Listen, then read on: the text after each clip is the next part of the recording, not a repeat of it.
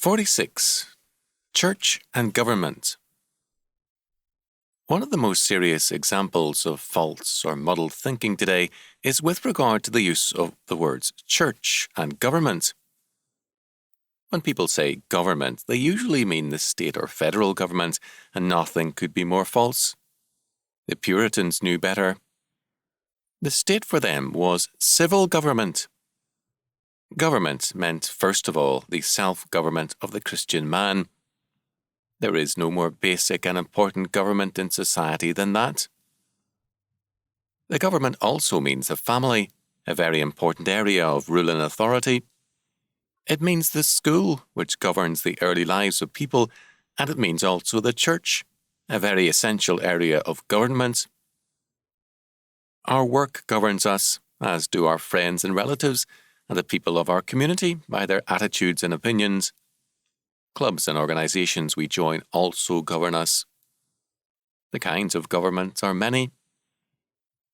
Civil government is an important one among many, not the only one, and the most important government of all in human society, other than God's, is self-government.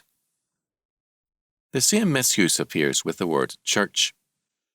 We usually mean by that word a religious institution, a denomination, or sometimes a building. The church, however, is first of all the mystical body of Christ, the true, living, and supernatural congregation of all the redeemed in time and in eternity. It is thus far greater than our church or its local building. We must be loyal to our particular visible church insofar as it is sincerely and faithfully obedient to Christ and truly manifests and represents His body, not to perfection, but with essential faith and obedience. We can sometimes be disobedient to Christ by obeying, quote, our church, end quote. In any case, if we limit the meanings of church and governments to an institution and a state, we have not only misused those words, but also limited and impoverished our lives. Instead of seeing ourselves as the basic government in human society, we have handed over our lives to the civil government.